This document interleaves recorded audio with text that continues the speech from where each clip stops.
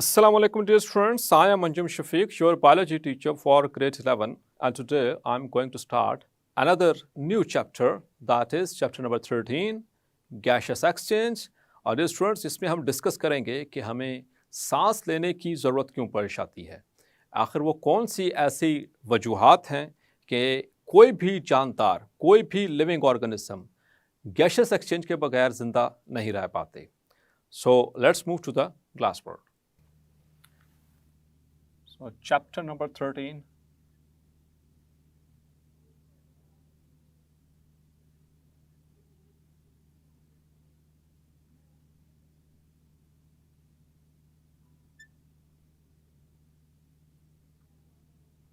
That is gaseous exchange.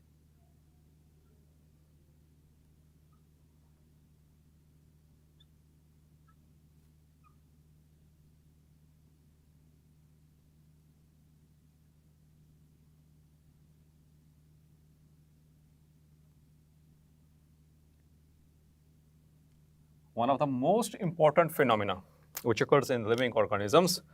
तो जितने भी लिविंग ऑर्गेनिजम्स हैं डियर स्टूडेंट्स, वो इस फिनोमेना, इस एक्टिविटी के बगैर जिंदा नहीं रह सकते।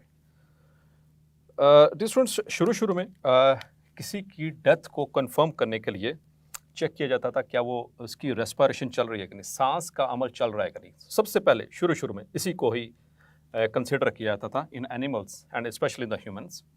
लेकिन बाद में कुछ ऐसे केसेस सामने आना शुरू हुए कि अगर रेस्पिरेशन नहीं हो रही और अगर आप लोगों ने उसको डेड कंसीडर कर लिया, लेकिन आफ्टर सम टाइम ये पता चला कि द पर्सन इज़ लिविंग, इंसान जिंदा था।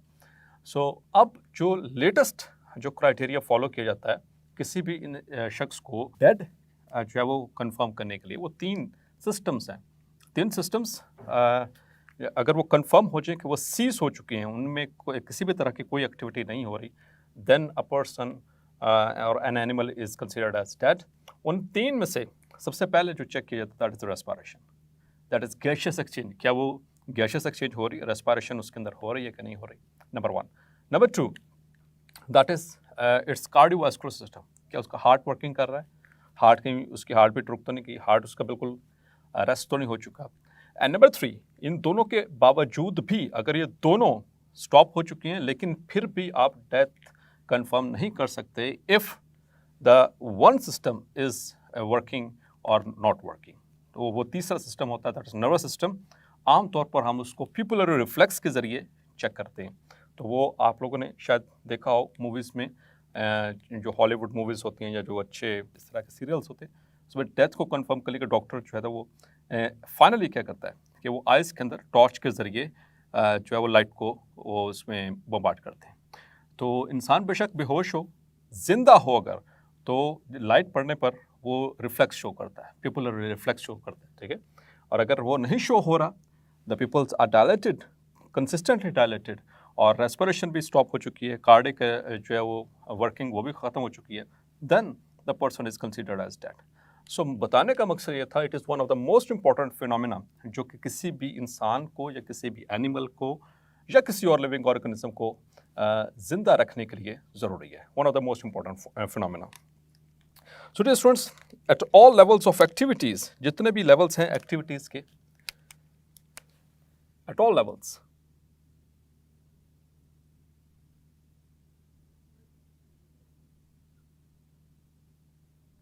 at all levels of activities,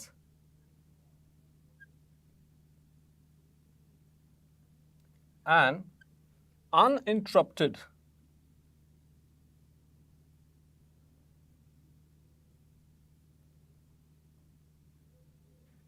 supply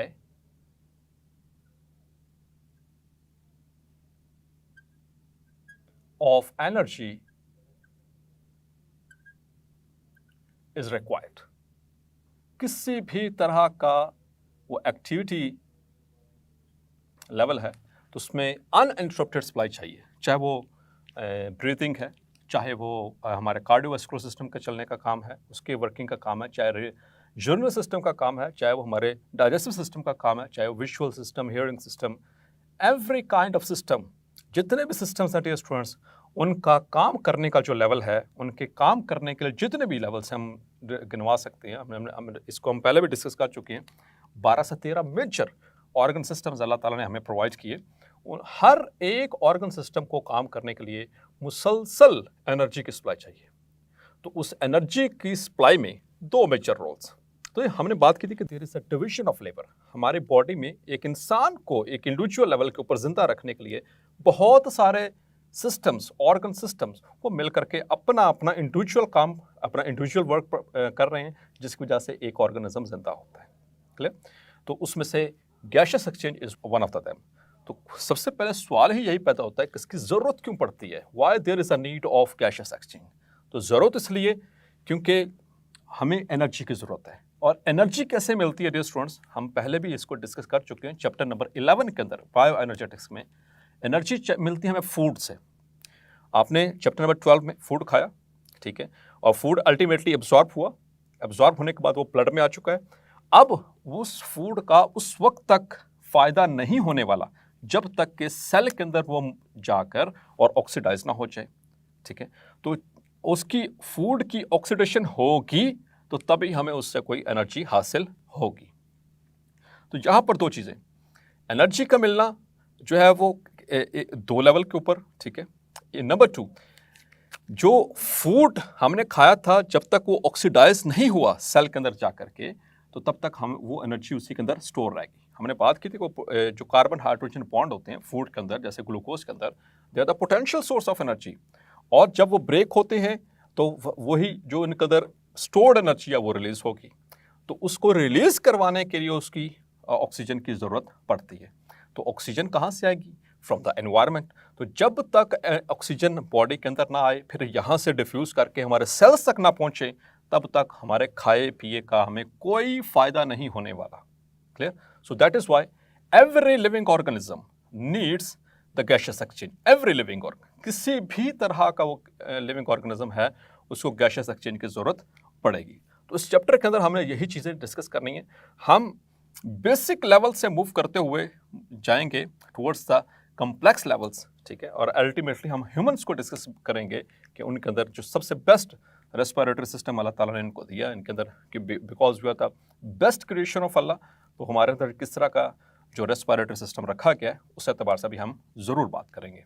so dear students, at all levels of activities and uninterrupted का मतलब है कि बगैर रुके एक सेकंड के लिए भी अगर हमें एनर्जी नहीं मिलती तो वो हमारी बॉडी में लॉस होना शुरू हो जाते हैं, ठीक है। हमारे ब्रेन सेल्स, खास तौर पर हार्ट के सेल्स, इनको ऑक्सीजन ना मिले, चैप्टर नंबर 14 में डिस्कस करेंगे मायोकार्डियल इन्फार्क्शन। तो इनको अगर चंद सेकंड्स के लिए भी ऑक्सीजन ना मिले या इनको खुराक ना मिले तो इनकी डेथ स्टार्ट हो जाती है। और ब्रेन और जो हमारा हार्ट है, अगर इसकी डेथ हो जाए, so we are going to be dead, ठीक है, almost we are dead. So dear students, respiration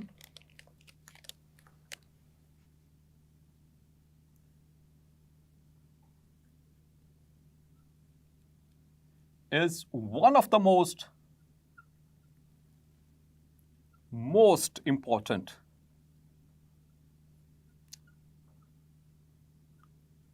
metabolic activity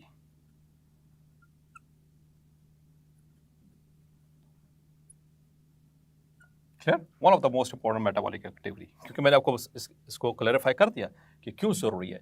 तो उस वक्त तक हमें किसी भी चीज़ का फ़ायदा नहीं होना जब तक कि वो ऑक्सीडाइज ना हो जाए। क्लियर? सो डियर स्टूडेंट्स, जो रेस्पिरेशन यानी गैसियस एक्सचेंज का लफ्ज़ी मतलब क्या है? एक्सचेंज का मतलब तबादला और गैसियस का मतलब रिलेटेड होता है गैसेस। तो गैसेस का तबादला होना between the organism and its environment, that is termed as gaseous exchange. तो इसको एक लिटरली हम इसको डिफाइन भी कर लेते हैं गैसियस एक्सचेंज को।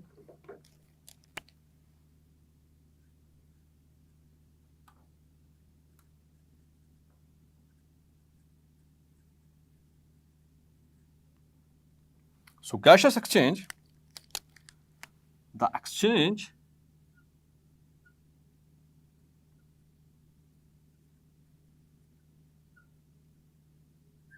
of gases, कौन सी gases dear students? The respiratory gases. इसको हम स्पेसिफाई कर लेते हैं, the respiratory gases. Clear? Between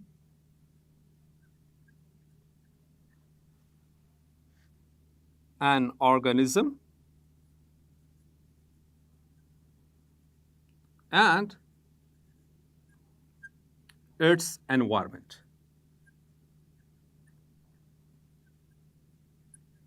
Is called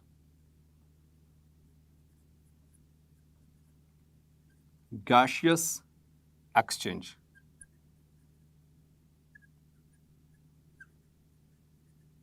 Clear? So dear students, अब gaseous exchange या जिसको हम कह रहे हैं respiration, it occurs at two levels. ठीक है, gaseous exchange or respiration. Respiration, gaseous exchange या इसको हम दूसरे लफ्जों में क्या कह रहे हैं? Respiration, यानी कि gases का तबादला. Respiration occurs at two levels in living organisms.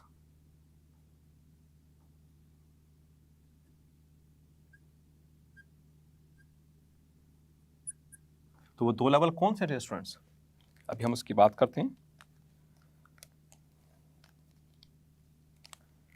Number one is organismic level.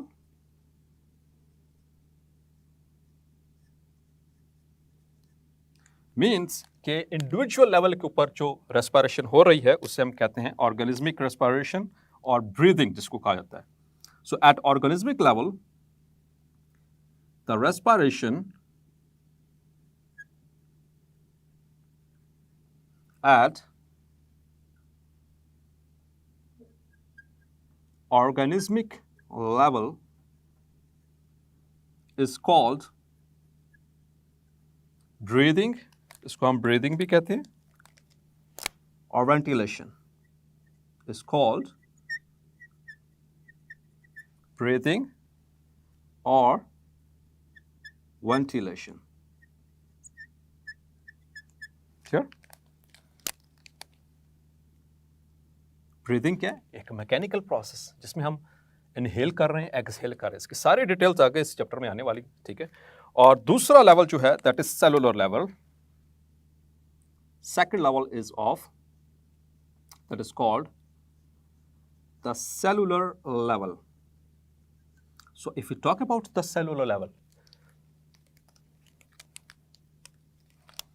The respiration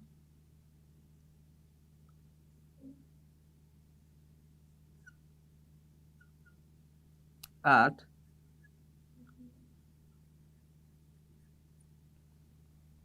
cellular level is called cellular respiration.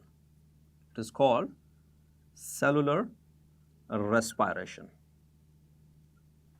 और यही वो मैकेनिज्म है डियर स्टूडेंट्स जिसके जरिए डायरेक्टली एनर्जी जो है वो हासिल की जाती है in living organisms. At this level,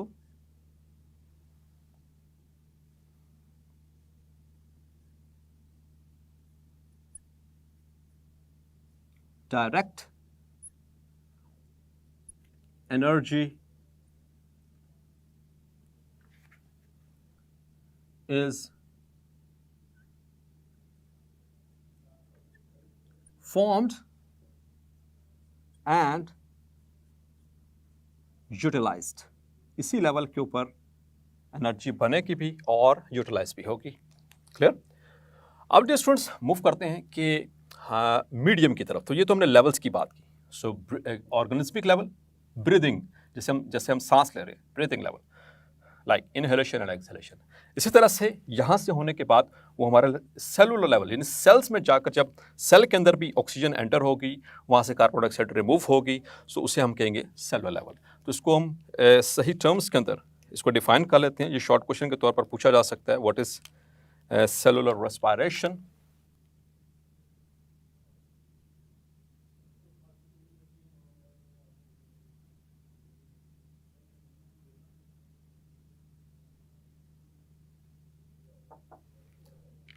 So if we talk about cellular respiration,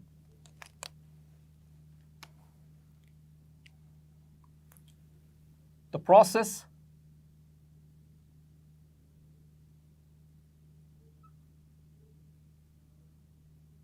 by which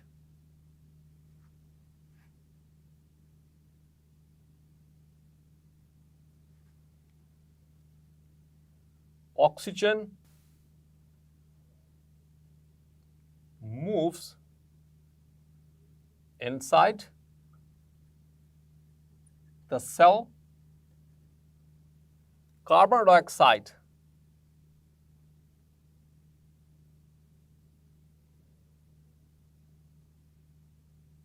is removed from the cell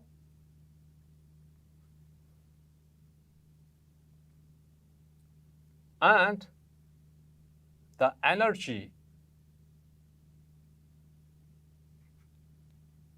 is extracted from the food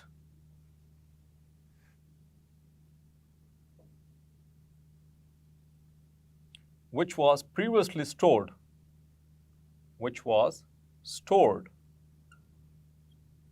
in carbon hydrogen bonds. Food के जो carbon hydrogen bonds है उसमें store हो चुकी थी. It is extracted from the food by breaking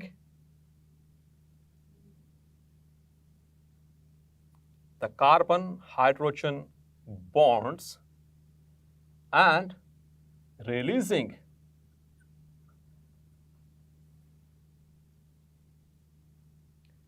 energy in the form of, तो dear students कौन सी form में एनर्जी जो है वो रिलीज होती है हमारे सेल्स में? In the form of ATP, adenosine triphosphate. ठीक, चैप्टर नंबर 11 में डिटेल से डिस्कस कर चुके हैं इसको हम. अब हम देखते हैं डियर स्टूडेंट्स कि जो गैशियस एक्सचेंज है वो किसके दरमियान हो रही है? ऑर्गेनिज्म और उसके एनवायरनमेंट, उसके सराउंडिंग्स के दरमियान. तो dear students on the face of the earth there are two different environments. दो एनवायरनमेंट्स हैं इस पूरी अगर हम अर्थ की बात करें, वाटर एंड एयर. क्लियर? तो उसमें देखते हैं कि बेटर कौन सा है, किसमें इसमें एडवांटेजेस कौन से हैं और किसके जो है वो डिसएडवांटेजेस, किस तरह से वो कौन सा बेटर मीडियम है इसको हम प्रूव करने की कोशिश करेंगे भी. So advantages and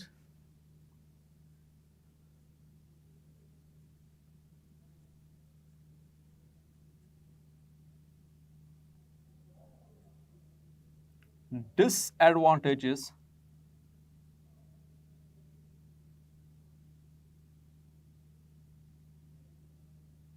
of gaseous exchange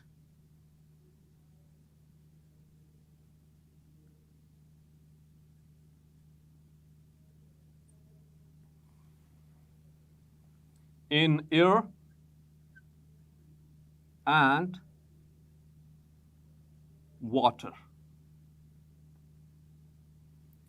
तो डियर स्टूडेंट्स सबसे पहली चीज तो हमने ये ध्यान में रखनी है कि एनवायरनमेंट और ऑर्गेनिज्म के दरमियान वो कौन सा प्रोसेस है जिसके जरिए गैशियस एक्सचेंज होगा. वेरी मच इंपॉर्टेंट कॉन्सेप्ट, ये बहुत इंपॉर्टेंट कॉन्सेप्ट है. So the process, first of all the process involved in gaseous exchange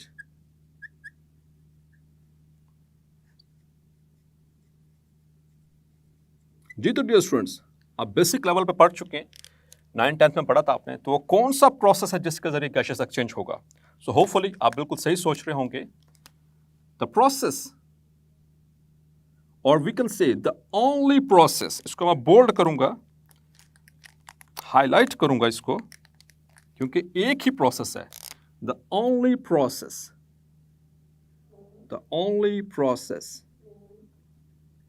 ठीक है, इसको मार्क कर लें. By which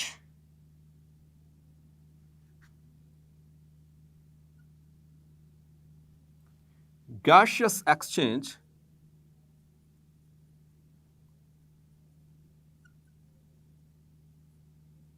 occurs between an organism and its environment is diffusion. सिर्फ एक ही प्रोसेस है और वो कौन सा है? डिफ्यूजन. क्लियर? और डिफ्यूजन को हम पहले पढ़ चुके हैं. डिफ्यूजन क्या चीज होती है dear students? It is the movement of molecules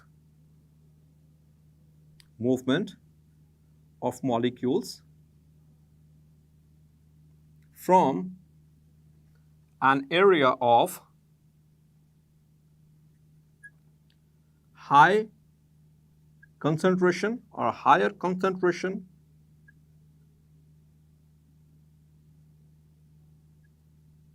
to an area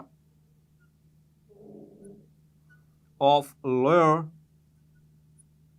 concentration without using energy. That is called as diffusion. तो एक ही प्रोसेस है जिसके जरिए एक्सचेंज होगा गैसेस का, that is only and only diffusion. और dear students, there is no other active process, कोई एक्टिव ट्रांसपोर्ट इसमें इन्वॉल्व नहीं होगी. देयर इज no active process involved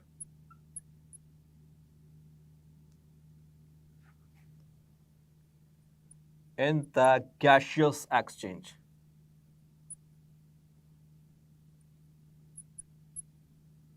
Clear? The gaseous exchange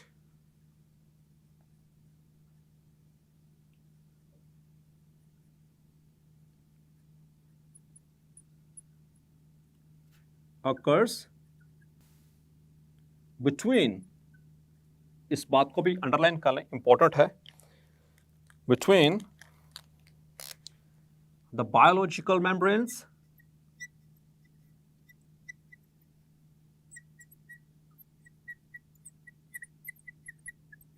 and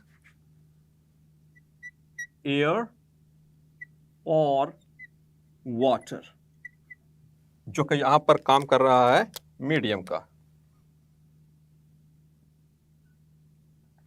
तो बायोलॉजिकल मेम्ब्रेन्स और एयर के दरमियान या बायोलॉजिकल मेम्ब्रेन्स और वाटर के दरमियान, क्योंकि दो ही मीडियम हैं अल्लाह ताला ने इस फेस ऑफ द अर्थ के ऊपर हमें प्रोवाइड किया जिसके दरमियान ये गैसेस एक्सचेंज होगा. क्लियर? अब हम बात करते हैं कि एयर और वाटर में से बेटर कौन सा. ठीक है? सो अगर हम बायोलॉजिकली देखें, मेडिकली देखें, हर हवाले से देखें, the air is better. Air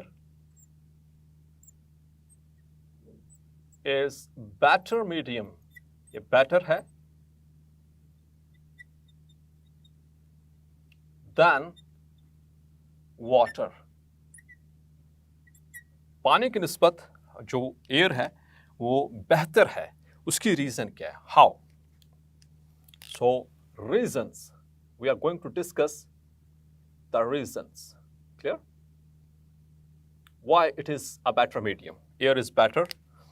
तो पहली जो चीज़ है उसमें कि वो बेटर में क्यों है air. So first thing is the oxygen content.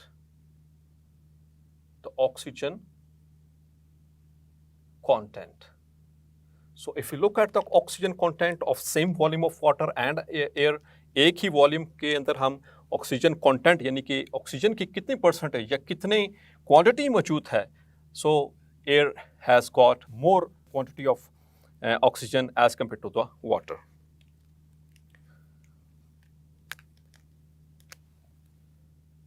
So air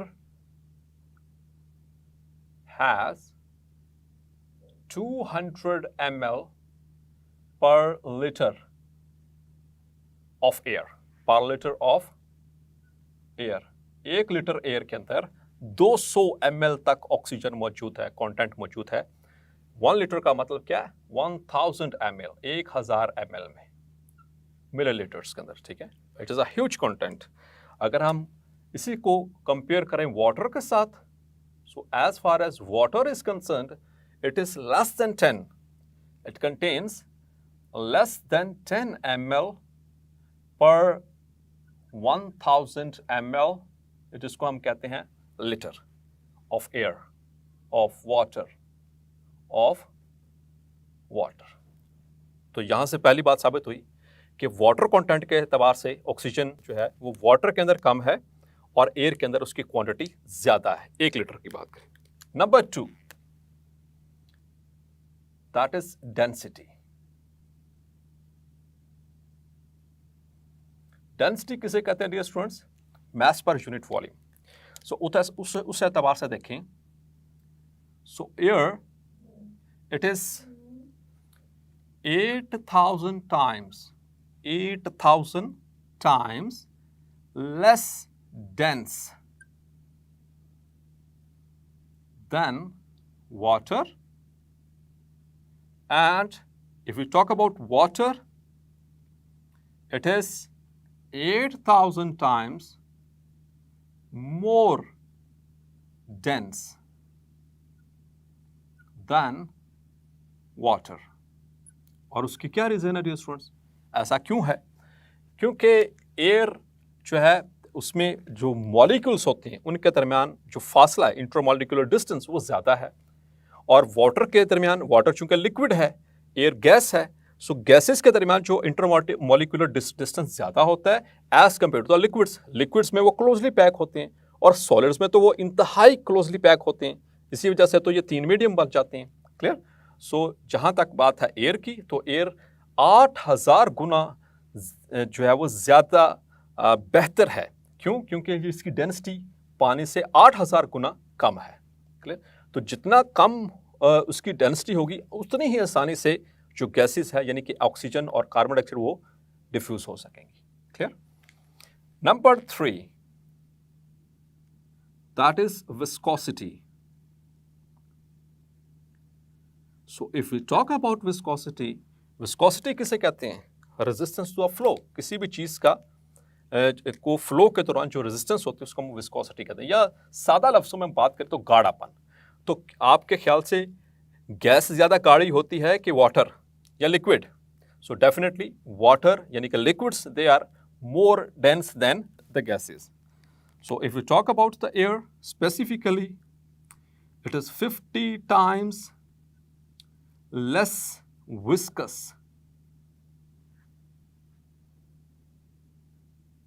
than water, and water it is 50 times more viscous than air। तो जितनी ज़्यादा रेजिस्टेंस आएगी उतना ही ज़्यादा उसमें जो है वो फ्लो, उसमें डिफ्यूजन में जो है वो फ़र्क आएगा। ठीक है? वो तो उसमें डिफ्यूज़ करना थोड़ा सा डिफ़िकल्ट हो जाएगा। तो इस तरह से ये साबित हुआ, क्योंकि डेंसिटी भी कम है, ऑक्सीजन कंटेंट भी ज़्यादा है, विस्कोसिटी भी कम है एयर की, so air is better medium than water. So dear students, आपने देखा कि क्यों गैसेस एक्सचेंज हमारी बॉडी के लिए ज़रूरी है, तमाम जानदारों के लिए वो ज़रूरी है, और किस तरह से जो एयर है वो बेटर मीडियम है as compare to water. So hopefully आज का लेक्चर आपको क्लेरिफाई हो गया होगा। मिलते हैं नेक्स्ट लेक्चर में और डिस्कस करेंगे रेस्पायरेशन इन प्लांट्स। तब तक अपना ख्याल रखिएगा। अल्लाह हाफिज़।